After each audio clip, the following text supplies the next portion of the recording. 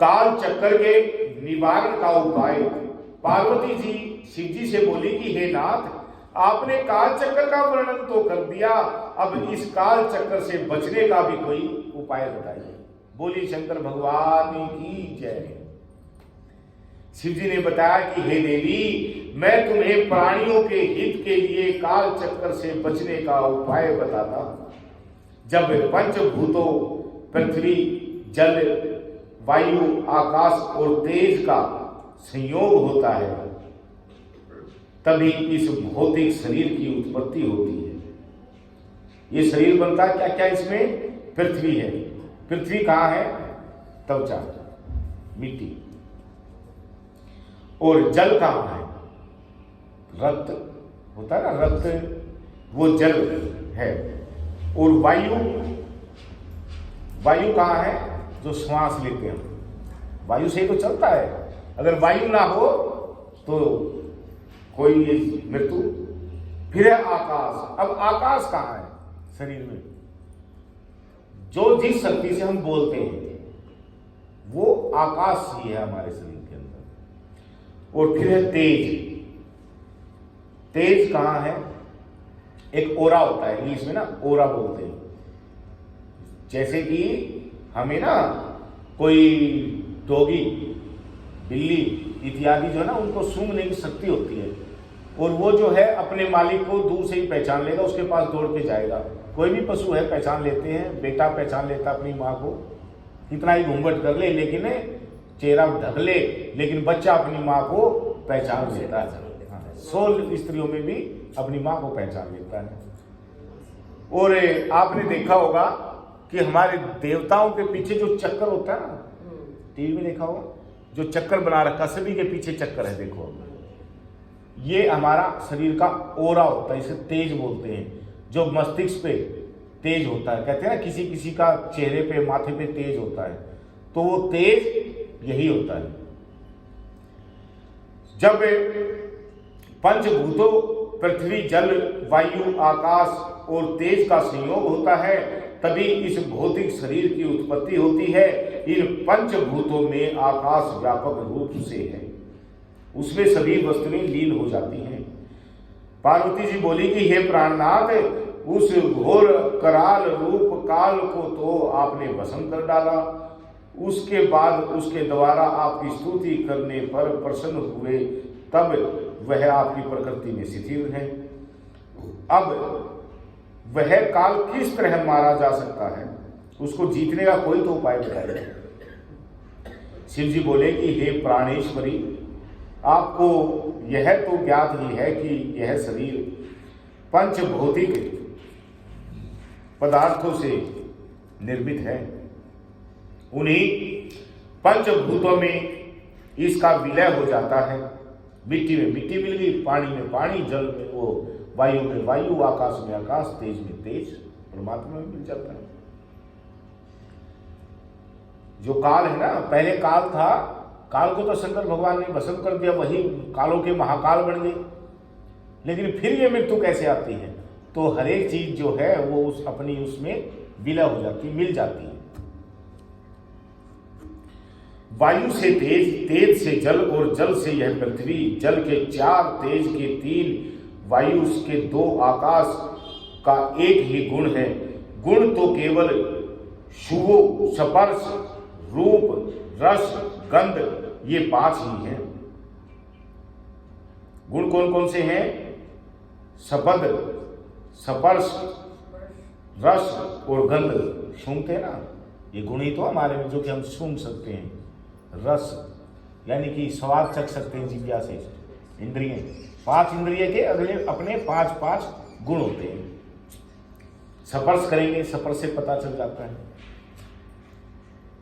तो इनमें क्रमश एक एक गुण कम हो जाता है, कम होता जाता है। जब कहते हैं ना, जब बुढ़ापा आता है तो सबसे पहले क्या होता है कि सुनना कम हो जाता है। कान से कुछ भी खिला दे पिला दे, स्वाद का ही नहीं पता। फिर सूंघने की शक्ति खत्म हो जाती है, तो वो अंत समय की शुरुआत आ जाती है। 5 इंद्रियों में से एक एक करके वो अपना कार्य बंद कर देते हैं, चश्मे चढ़ जाते हैं, जैसे मेरे चढ़ गए। यही तो शुरुआत है। ये बाल कहते हैं, ये बाल वैसे ही सफेद नहीं होते।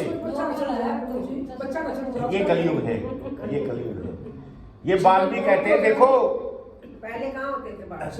हाँ, पहले नहीं होते थे, पहले बुढ़ापे में, पहले बुढ़ापे में ही बाल सफेद होते थे। और ये बाल कहते हैं कि देखो हम भी सफेद हो गए, आप भी अपनी आत्मा को पवित्र कर लो, सफेद बना लो, मन में जो काला कपट छल है उसे निकाल दो, ये बाल कहते हैं। लेकिन हम ध्यान नहीं देते। मतलब जिनके बाल सफेद हो जाए उनका कपट वगैरह बोलिए शंकर भगवान की जय। हाँ, डाई लगा लेंगे। तो योगी जन इन्हीं गुणों को जीतने का विचार करते हैं। जो योगी जन होते हैं इन्हीं को जीतने का विचार करते हैं। इंद्रियां, पांचों इंद्रियों को जीतते हैं, जीतने का के लिए तपस्या करते हैं। अनश्वर मुक्ति का कारण तो यह शब्द रूप ब्रह्म है। जब योगी को अभ्यास के द्वारा ज्ञान प्राप्त हो जाता है तब उस परम सुख की प्राप्ति होती है। अब परम सुख कहां देखते हैं हम? सबसे पहले तो अच्छे व्यंजन में कि आज घर में क्या बनाया, उसके बाद जो है नहीं आज ये ड्रेस पहनूंगा, मैं ये कुर्ता पजामा पहनूंगा, अच्छा जो है वो सुंदर जो है वो कोई माला, सोने की चैन इत्यादि, जो हाथों में सोने की अंगूठी, रतन जड़ित इत्यादि। हाँ, ये जो है हमारे जो है इसकी सुख की प्राप्ति, उसे सुख की प्राप्ति हम इन चीजों में देख लेते हैं। पति का सुख, पुत्र का सुख, माता पिता का सुख। लेकिन जो परम सुख है, अब कोई मिठाई जो हमने खा रखी है उनका तो हमें स्वाद का पता है, आरके वाली मिठाई और मिल्क पॉइंट की, इनका तो हमें स्वाद का पता है, आएगी हाँ भाई ये अच्छी है, यही चाहिए हमें, तो जो हमें हमारी जीव्या को अच्छी लगती है। परंतु एक दिव्य फल ऐसा है, दिव्य रस ऐसा है कि जिसको जो है हमने आज तक चखा ही नहीं, तो उसका पता कैसे चलेगा? उसका जो है पता चलता है जब हम अपने आप में ही मनन करते हैं ना, अपना ही मनन करते हैं, अपना ही चिंतन करते हैं, अपने आप को सर्च करते हैं और परमात्मा की जब उनका ध्यान, उनका भजन करते हैं और वो दिव्य अनुभूति जो होती है, जिससे कि हमें इन आंखों की रोशनी की जरूरत ही नहीं, जो हमारे अंदर जो तीसरा नेत्र परमात्मा ने दे रखा, जिसे हम 10वां द्वार भी बोलते हैं, उसकी जब अनुभूति हो जाती है तो हमने जो है ऐसे बिजली की लाइटों की जरूरत ही नहीं पड़ती, सूर्य चंद्रमा की आवश्यकता ही नहीं होती। वो एक ऐसी दिव्य लाइट है कि पूरा ब्रह्मांड, एक ब्रह्मांड नहीं, वो 12 ब्रह्मांड जो है उसी दिव्य दृष्टि से देख लेते हैं। और जो दिव्य फल है, जो हम अनाज खाते हैं, अनाज को खाने से जो है वो पचेगा, जब उसका दिव्य जो पदार्थ है वो इस शरीर को प्राप्त होगा, उससे हम जीवित रहेंगे, उसे भूख की तृप्ति होती है। लेकिन जो देवता है सिर्फ वो उस दिव्य तत्व को ही ग्रहण करते हैं। आपने कोई फल भगवान के चरणों में चढ़ा दिया और वो फल जो है आप एक ही टोकरी से, एक ही क्वालिटी के 10 फल लिए, ये 10 फल जो आप रख दीजिए, उसमें से आप एक पहले चख लीजिए, 9 फल आप रख दीजिए और कुछ क्षण के बाद जो है भगवान को चढ़ाकर, भोग लगाकर और फिर उस प्रसाद को चढ़े हुए को आप खाओगे तो उसमें और मिठास आ जाती है और दिव्यता उसमें आ जाती है। तो वही दिव्यता जब हमें प्राप्त होती है तो हम वैद्य के व्यंजनों को छोड़कर उस परमात्मा की खोज में लीन हो जाते हैं। ऐसे ही रसखान जी ने किया।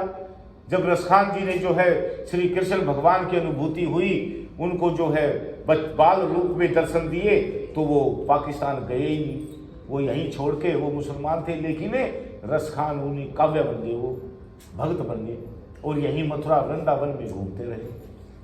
तो जब तक हमें उस रस का, उस स्वाद का पता नहीं चलता है, जब तक हम भटकते रहते हैं, परंतु उसको प्राप्त करने के लिए हमने जो है अपना ही मंथन करना पड़ता है। जिस प्रकार दही, दूध से दही और दही को मथने से जो है माखन की प्राप्ति होती है, उसी प्रकार इस विचारों गलत विचारों को छोड़कर परमात्मा में ध्यान लगाकर इस शरीर का अगर हम मंथन करेंगे तो उसी पे ही जो है हमारे परमात्मा का एक छोटा सा इस शरीर के अंदर ही है। आपको एक दिव्यता बताता हूं कि आप बिल्कुल खाली पेट 3 दिन तक अनाज मत खाइए। फल ना खाओगे तो रहा नहीं जाएगा, तो फल खा सकते हो, लेकिन एक दिन फल खाइए, फिर एक दिन जल खाइए, जल पिए, और अगले दिन जो है कुछ नहीं खाना पीना, सिर्फ हवा ग्रहण करनी है। और आप बैठ जाइए, 1 घंटे तक ध्यान लगाइए, और आपके जब आपका अगर ध्यान यहाँ जम गया और यहाँ पर थोड़ा सा रोशनी मिल गई, तो आप जब उठेंगे तो इतनी अड़कार आएंगी, कम से कम भी 4-5 अड़कार आती हैं, जो कि खाना खाने के बाद आती है। तो वो कैसे आती है कि हमारे हर प्राणी के शरीर के अंदर एक अमृत का घट होता है, जो कि दिव्य तत्व होता है हमारे शरीर के अंदर। और वो अमृत निकलता कैसे है? ध्यान से। जब हमारा ध्यान जो है परमात्मा में लीन हो जाएगा, तो कहते हैं ना, पहले कपाल खींच लेते थे महात्मा, बैठे रहते थे कई 100 वर्ष तक, प्राणों को ना तो अंदर जाने दे ना बाहर जाने दे, बीच में ही कपाली खींचकर बीच में ही प्राण को, वायु को रोककर और ध्यान में बैठे रहते थे। और जो अमृत का वो घट कैसे पसीजता है कि जब हमारा ध्यान केंद्रित हो जाता है, परमात्मा में लीन हो जाता है, तो उस अमृत के घड़े में से थोड़ी सी पसीज जाता है, क्योंकि गर्मी ऊष्मा उत्पन्न होती है, और वो उसमें से ना थोड़ा सा पसीना रूपी अमृत बाहर आ जाता है, और वही हमारे शरीर में जाता है। इसलिए जो है शरीर से खुशबू आती है, अन्न जल इत्यादि की जरूरत ही नहीं पड़ती। ऐसे ही जो हमारे जो साधु संत इत्यादि वो ध्यान में बैठे रहते हैं, और हजारों लाखों करोड़ों वर्ष तक उनकी आयु चलती रहती है, क्योंकि वो प्राणों को अपने यहाँ एक शिथिल कर लेते हैं, ना अंदर जाने देते ना बाहर जाने देते। उसी प्रकार शंकर भगवान ने भी अलाहल को, जो जहर निकला समुद्र मंथन से, गले में ही रोक लिया, ना अंदर जाने दिया ना बाहर जाने दिया। अंदर गए तो अपने आप खत्म, बाहर जाए तो प्रजा पृथ्वी खत्म। तो इसलिए कंठ में ही रखा, इसलिए उन्हें नीलकंठ कहते हैं। बोले शंकर भगवान की जय। तो उन्होंने कहा कि योगी जन वायु को पेट में भरने का अभ्यास करते हैं। इसी अभ्यास से परिपक्व हो जाने पर उन योगियों के हजारों नेत्र और हजारों हाथ पैर हो जाते हैं। प्राणायाम वह होता है जिसमें सिर और व्याहृतियों के साथ गायत्री मंत्र जपते हुए प्राण वायु का निरोध हो जाए। निरोध यानी रोकना। हे कल्याणी, अब तुम तेज को सिद्ध करने की बात और सुन लो। योगी को ऐसे एकांत में शयन करना चाहिए जहां सूर्य चंद्रमा का प्रकाश रहता हो। वहां आसन पर बैठकर निरालस्य होकर दोनों बाहों के मध्य स्थित अग्नि तेज को देखें। इसके बाद हाथ की उंगलियों के द्वारा 1 घंटे तक नेत्र बंद रखें। इस प्रकार धीरे धीरे अभ्यास करने से उसे ईश्वरीय ज्योति दिखाई देगी। जब योगी परम सिद्ध हो जाता है, इस प्रकार योगियों को तुरीयावस्था प्राप्त हो जाने पर वे भगत भव बंधन से मुक्त हो जाते हैं। अब योगी व्यक्ति शरीर को ऊंचा करके अंजलि बांध ले। इसके बाद बंचू जैसा मुख करके उसमें धीरे धीरे वायु का प्रवेश करें, तो एक ही क्षण मेजीवनदायक जल तालु से लिपटने लगता है। उसे पान करके योगी दिव्य शरीर वाला बन जाता है और भूख प्यास से रहित वह मृत्यु पर विजय प्राप्त कर लेता है। बोले शंकर भगवान की जय।